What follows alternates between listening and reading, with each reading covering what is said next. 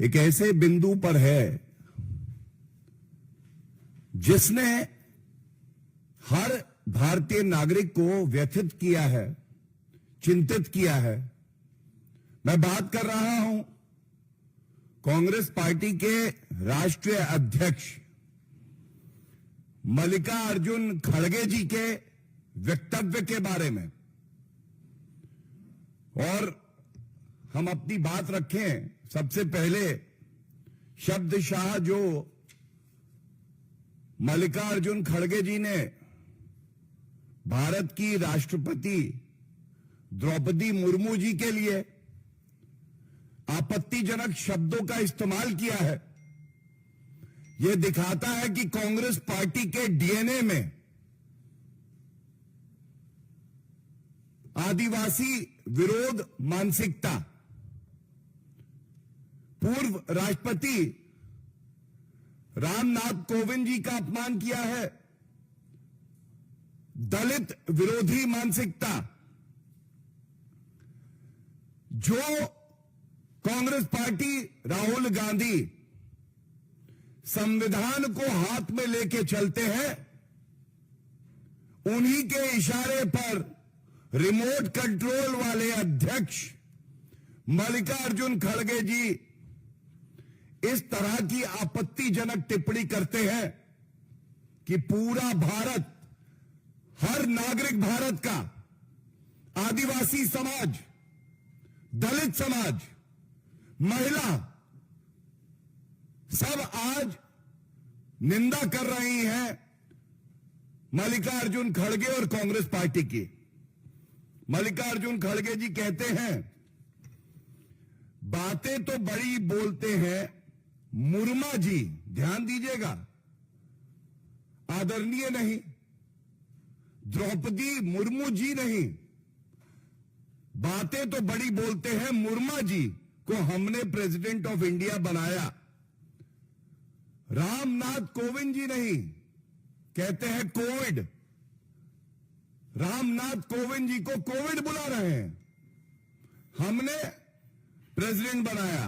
हां, वही बनाए, काहे के लिए बनाए?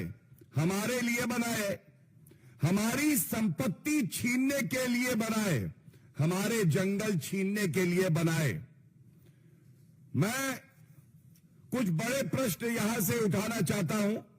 पहला प्रश्न राहुल गांधी जी के लिए है। मैं ये नहीं कहूंगा राउल, मैं नहीं कहूंगा। हमारे समाज की प्रथम जो मूल मंत्र है वो ये है कि आप अपने विरोधी को सम्मान देंगे। और हम तो यहां पे भारत के उच्च संवैधानिक पद की बात कर रहे हैं, राष्ट्रपति जी की बात कर रहे हैं। आप मुर्मा जी बुलाते हैं, आप उनके प्रथम नाम से उन्हें संबोधित करते हैं, कोई आदरणीय नहीं, माननीय नहीं, और उसके बाद उनको भूमाफिया बता देते हैं। कहते हैं हमारी संपत्ति छीनने के लिए राष्ट्रपति जी बनी है, हमारे जंगल छीनने के लिए राष्ट्रपति जी बनी है। मैं सबसे पहले पूछना चाहूंगा, राहुल गांधी के इशारे पर मल्लिकार्जुन खड़गे जी जो इस तरह के आदिवासी समाज विरोधी बयान दे रहे हैं, दलित विरोधी बयान दे रहे हैं, महिला विरोधी बयान दे रहे हैं, संविधान विरोधी बयान दे रहे हैं, इस पे पूरा देश आज थू-थू कर रहा है। हम पूछना चाहते हैं, राहुल गांधी जी, राजनीति में आप ऐसा विष क्यों घोल रहे हैं? क्या इससे संविधान तार-तार नहीं हो रहा है? दूसरी बात, आप राष्ट्रपति जी के लिए कहते हैं कि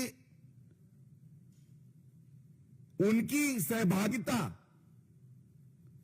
दलितों की, आदिवासी समाज के जो लोग हैं उनकी जमीन हड़पने के लिए है। तो मैं पूछना चाहता हूं, इस तरह के आरोप अगर आप उच्च संवैधानिक पदों पे बैठे हुए व्यक्तियों के खिलाफ लगाते हैं, बिना तथ्यों के, बिना प्रमाण के। यह किस तरह का जहर उगला जा रहा है? ऐसे आप भारत को मजबूत करेंगे? क्या राहुल गांधी नेता प्रतिपक्ष की भूमिका ऐसे निभाएंगे? और हां, अगर भू माफियाओं की आप बात करते हैं, पूरा भारत जानता है, अगर कोई परिवार भू माफिया है तो वो नकली गांधी परिवार, जिस परिवार में रॉबर्ट वाड्रा आते हैं, जो किसानों की जमीन भी हड़प लेते हैं। मैं इसके साथ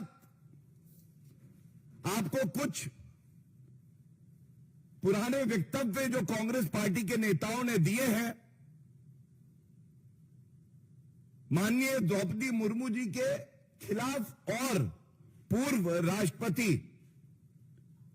रामनाथ कोविंद जी के खिलाफ, वो आपके समक्ष रख रहा हूं, जो दिखाएगा इनकी जहरीली मानसिकता। उदित राज कहते हैं, द्रौपदी मुर्मू जी जैसा राष्ट्रपति किसी देश को ना मिले, चमचागिरी की भी हद है। कहती है 70% लोग गुजरात का नमक खाते हैं, खुद नमक खाकर जिंदगी जिए तो पता चले। उदित राज। इसके बाद अधीर रंजन चौधरी, आप याद करिए, राष्ट्रपति पद के लिए चुनाव चल रहे थे और अधीर रंजन चौधरी की टिप्पणी थी, हिंदुस्तान की राष्ट्रपत्नी जी सबके लिए हैं, हमारे लिए क्यों नहीं? आप सोचिए किस तरह की टिप्पणी, अभद्र टिप्पणी की जा रही है एक महिला के लिए, एक आदिवासी महिला के लिए। हिंदुस्तान की राष्ट्रपत्नी जी सबके लिए है, हमारे लिए क्यों नहीं? और मैं आपको याद दिलाता हूं, सजग पत्रकार वहां खड़े थे, उन्होंने कहा, अधीर जी राष्ट्रपत्नी आप कह रहे हैं, राष्ट्रपति कहना चाहिए।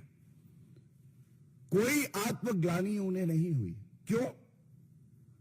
क्योंकि बिना रीढ़ की ये हड्डी अगर सोनिया गांधी और राहुल गांधी के सामने झुकती है तो ठीक है, लेकिन अगर कोई मेहनत करके, कर्मठता से, ईमानदारी से, कर्तव्य परायणता से आगे बढ़ के देश के सबसे बड़े संवैधानिक पद तक पहुंचता है, तो सबसे ज्यादा ईर्ष्या, जलन होती है तो वो कांग्रेस पार्टी के नेताओं में होती है। उनका यह मानना है केवल नकली गांधी परिवार के सदस्य ही संवैधानिक पदों पे होने चाहिए। इसके बाद अजय कुमार, कांग्रेस नेता, वो इस हद तक चले गए, उन्होंने कहा, माननीय राष्ट्रपति जी द्रौपदी मुर्मू जी ईवल माइंडसेट को रिफ्लेक्ट करती है, ईवल माइंडसेट को रिफ्लेक्ट करती है। और अब मैं जो आपको दिखा रहा हूं, हम भी तैयारी से आए हैं। अधीर रंजन चौधरी जी पहले तो माफी नहीं मांग रहे थे, जब भारतीय जनता पार्टी और तमाम राजनीतिक दलों ने आपत्ति दर्ज करी ऐसे अशोभनीय टिप्पणी पर, तो 29 जुलाई 2022 को एक माफी मांगी गई, जिसमें कहा गया, this is a slip of tongue. ये पत्र है जो अधीर रंजन चौधरी जी ने राष्ट्रपति जी को लिखा था। लेकिन आज जब मल्लिकार्जुन खड़गे जी